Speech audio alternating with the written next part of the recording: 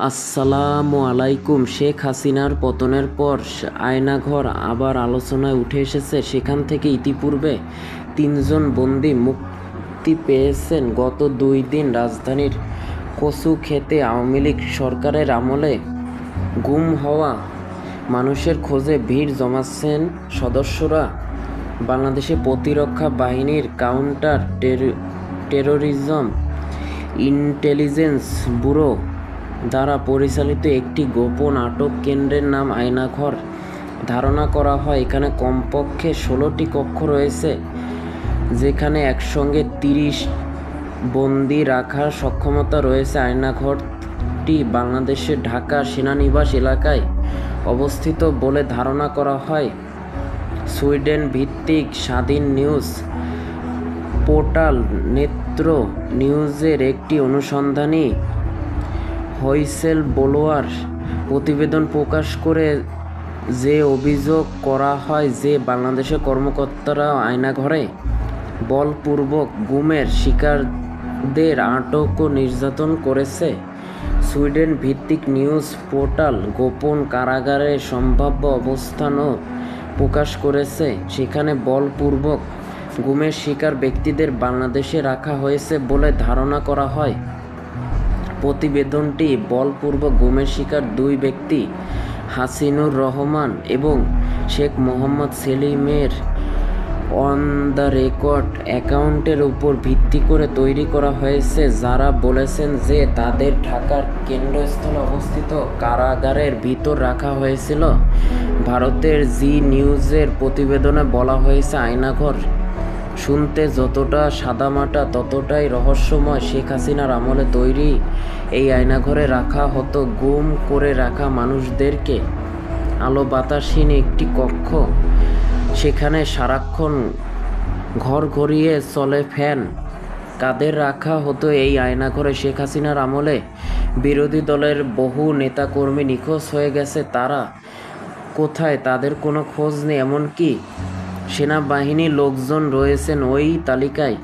আয়নাঘর আসলে গোয়েন্দাদের একটি গোপন বন্দিশালা বা ডিটেনশন ক্যাম্প। আনন্দবাজারের প্রতিবেদনে বলা হয়েছে, আয়নাঘর হচ্ছে গুমখানা। হাসিনা শাসনামলে 2009 থেকে 2021 সালের সেপ্টেম্বর পর্যন্ত সেখানে মোট 605 জনকে গোপনে বন্দি করে রাখা হয়েছিল। 2009 থেকে 2017 সাল পর্যন্ত বাংলাদেশ সরকারের প্রত্যক্ষ পরোক্ষ মদদে নিখোঁজ হন 402 জন মানুষ। এই তথ্যটি প্রকাশ করে ঢাকা ভিত্তিক মানবাধিকার সংগঠন অধিকার 2014 থেকে জুলাই 2019 সাল পর্যন্ত বাংলাদেশে 344 জন ব্যক্তি গুমের শিকার হয়।